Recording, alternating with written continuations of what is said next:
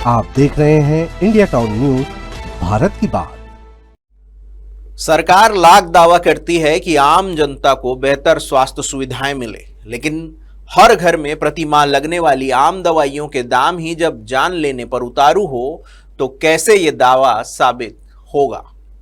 क्या आप जानते हैं कि जब आप बीमार होते हैं और मेडिकल स्टोर पर पर्चा थमाते हैं तो आप सिर्फ दवाई नहीं खरीदते, आप उस दवाई की मार्केटिंग, उसकी ब्रांडिंग और बड़ी कंपनियों के मुनाफे की कीमत भी चुकाते हैं।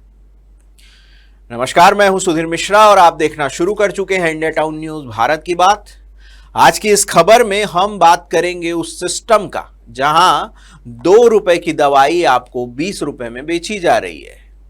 क्या यह सिर्फ बिजनेस है या फिर आम आदमी की जेब पर सरेआम डाका? चलिए शुरू करते हैं आज की सबसे बड़ी इन्वेस्टिगेटिव रिपोर्ट।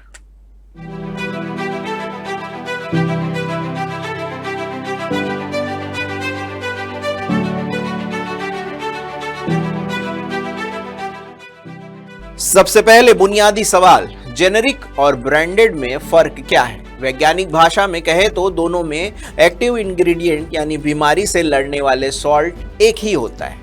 फर्क सिर्फ नाम का है और दवाओं की मेकिंग या सामान्य शब्दों में कहें तो उत्पादन पर निर्भर करता है। जेनेरिक दवाएं 30 से 80% तक सस्ती होती है क्योंकि उन पर रिसर्च और विज्ञापनों का बोझ नहीं होता। लेकिन भारत में एक गंदा खेल चल रहा है, ब्रांडेड जेनेरिक का। कंपनियां जेनेरिक दवा पर अपना ठप्पा लगाती है और उसे 20 गुना तक महंगा बेच देती है। अब जरा इन आंकड़ों को गौर से देखिए, अभी स्क्रीन पर आपके सामने आएंगे और अब सोचिए आप अब तक कितना पैसा लुटा चुके हैं इन दवाओं के पीछे।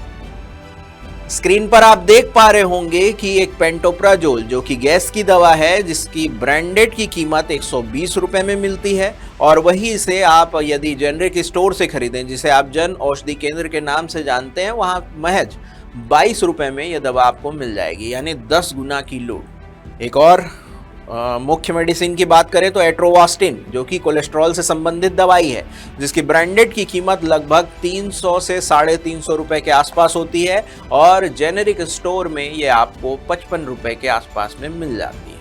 वहीं बात करते हैं पैरासीटामोल, डोलो 650 या फिर कैलपोल। इसकी मार्केट की कीमत जो ब्रांडेड है वो 55 रुपए की एक स्ट्रिप पड़ती है, जबकि जेनेरिक सिर्फ और सिर्फ 10 रुपए में उपलब्ध है। एक और दवाई है एंटीबायोटिक, जिसको आप एमोक्सिसिलिन के नाम से जानते हैं। मार्केट में इसके ब्रांडेड की वैल्यू जो रेट है वो है 200 रुपए का कैप्सूल और मार्केट में जो जेनेरिक स्टोर होते हैं वो 55 रुपए में आपको मिल जाते हैं। वहीं बात करते हैं कैल्शियम की, तो ब्रांडेड का रेट है 100 रुपए का और जेनेरिक में अगर आप इसे खरीदते हैं तो महज 7 रुपए में आपको ये दवाई मिल जाएगी। अब सबसे जरूरी, शुगर की दवाई जिसको आप ग्लेमीप्राइड या कोई अलग नाम से जानते होंगे, ब्रांडेड में ये 100 रुपए की आती है और इसे आप जेनेरिक में लेने जाओगे तो लगभग 20 से 22 रुपए में ये आपको मिल जाएगी। एक और दवाई है मल्टीविटामिन की, मल्टीविटामिन जिसके ब्रांडेड की कीमत लगभग 110 से 150 के आसपास की होती है और इसे आप जेनेरिक स्टोर से खरीदेंगे तो ये महज 33 रुपए में आपको मिल जाएगी।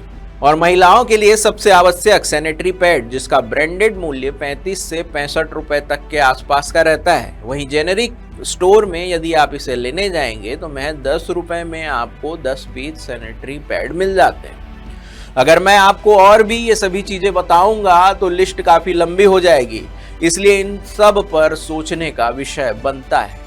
सोचिए, एक शुगर या बीपी का मरीज जो साल भर दवा खाता है, उसकी मेहनत की कमाई का कितना हिस्सा इस कंपनियों की तिजोरी में जा रहा है। जेनरिक मेडिसिन और ब्रांडेड मेडिसिन में कोई फ़र्क नहीं होता है। फ़र्क बस इतना होता है कि जो जेनरिक मेडिसिन होती है वो सस्ती आती है और जो इथिकल मेडिसिन आती है वो अपने मार्केटिंग और बाकी सारे कॉस्ट वो करके वो थोड़ी सी महंगी पड़ती है। बाकी दोनों जो मेडिसिन होती है वो काम सेम रहता है, बस फार्मूला सेम रहना चाहिए उनका और जो उनकी एमजीस होती है वो सेम होनी चाहिए। इसके 2-3 पहलू हो सकते हैं। जो डॉक्टर ब्रांडेड मेडिसिन लिखते हैं तो उनके पास मार्केटिंग होती है, मार्केटिंग करने आता है एमआर लोग, उनके उसके कारण से। और दूसरी जो होती है कि एक तरीके से जो जनता है उनके मन में ये पहले से ये बैठ चुका है कि जो जेनरिक दवाइयाँ, जो सस्ती दवाइयाँ होती है वो काम कम करती है, जो ब्रांडेड मेडिसिन होती है वो काम थोड़ा सा ज़्यादा करती है। बट इसमें कोई सच नहीं है। जितना ब्रांडेड मेडिसिन काम करता है उतना ही जेनरिक मेडिसिन भी काम करता है। लोग जो है ज़्यादातर ब्रांडेड दवाइयों को ज़्यादा रिफ़र करते हैं ना आजकल। तो उसमें क्या होता है, ब्रांडेड दवाई थोड़ा महंगा भी आता है और जेनरिक दवाई थोड़ा सस्ता भी आता है, क्योंकि जो ब्रांडेड दवाई है ना उसमें से मतलब सब चीज़ का मिलजुल के बने रहता है। जैसे मार्केटिंग कराते हैं या फिर और कुछ करते हैं, डॉक्टर लोग का भी बने रहता है उसमें। तो उससे क्या होता है कि ना मतलब उसका कॉस्ट थोड़ा ज़्यादा ही रहता है। और जो मार्केट प्राइस से हम लोग का जो जन औषधि के जो मेडिसिन है ना उसमें मतलब काफ़ी डिस्काउंट में आ जाता है। 50 to 80% आपको डिस्काउंट मिलता है इसमें। अब आप पूछेंगे कि सरकार कुछ करती क्यों नहीं है। साल 2023 में नेशनल मेडिकल कमीशन यानी कि एनएमसी ने नियम बनाया कि डॉक्टर्स को सिर्फ जेनेरिक नाम लिखना होगा, यानी कि जेनेरिक नाम की दवाइयों के बारे में बताना होगा। लेकिन इंडियन मेडिकल एसोसिएशन यानी कि आईएमए ने इसका विरोध दर्ज किया। तर्क दिया क्वालिटी की चिंता। जी हाँ, क्वालिटी की चिंता को लेकर आईएमए ने चेताया। सूत्रों से पता चला है कि भारत में सिर्फ 0.1% दवाइयों की टेस्टिंग होती है। जब तक क्वालिटी कंट्रोल सख्त नहीं होगा तब तक ब्रांड के नाम पर यह लूट लगातार जारी रहेगी। और तो और इन जेनेरिक दवाओं को बकायदा डॉक्टरों से रिकमेंड करवाया जाता है कि वो यही दवाई लिखें, जिसमें दवा कंपनी के एमआर बकायदा डॉक्टरों से डील भी करते हैं, जिसमें उनका कमीशन फिक्स होता है। नतीजा ये होता है कि डॉक्टर ने जो दवाई लिखी वो उसी के ऑथराइज्ड मेडिकल में ही मिलेगी, कहीं और नहीं, जिसकी समस्या दिन ब दिन अब आम होती जा रही है। भुगतना किसको पड़ता है? आम जनता को पड़ता है। लेकिन अंधेरे में एक उम्मीद की किरण भी है। जी हाँ, प्रधानमंत्री जन औषधि केंद्र 2008 में शुरू हुई यह स्कीम आज 16,000 केंद्रों तक पहुंच चुकी है। यहाँ 2100 से ज्यादा दवाइयाँ 90% तक सस्ती मिलती है। अब तक देश की जनता के लिए 38,000 रुपए करोड़ बच चुके हैं। किसके थ्रू? इस मेडिकल के थ्रू।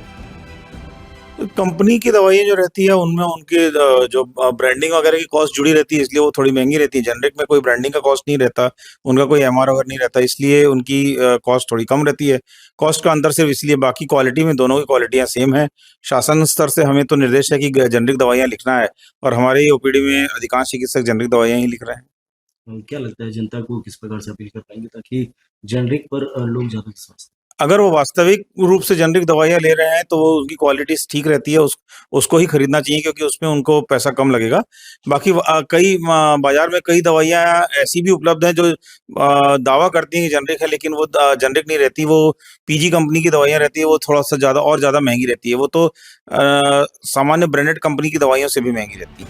लेकिन सावधान, जहां सस्ती दवा की मांग है वहां मौत के सौदागर भी सक्रिय हैं। एक सर्वे के मुताबिक भारत में 12 से 25% दवाइयां नकली हो सकती है। हाल ही में CDSCO ने पेंडी और पैरासीटामोल जैसे 50 पॉपुलर दवाइयों को सब स्टैंडर्ड पाया है।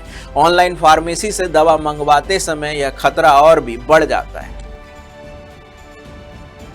आज की रिपोर्ट एक चेतावनी है। सरकार से सवाल है कि क्वालिटी चेक कब सख्त हों।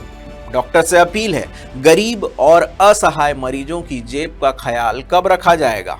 और जनता को सलाह, अगली बार दवा खरीदने से पहले अपने डॉक्टर से जेनेरिक का विकल्प जरूर पूछें और जन औषधि केंद्रों का लाभ जरूर उठाएं। आपकी सेहत आपकी सबसे बड़ी पूंजी है, इसे इन कंपनियों के मुनाफे की भेंट न चढ़ने दें। क्या आप जेनेरिक दवाइयों पर भरोसा करते हैं?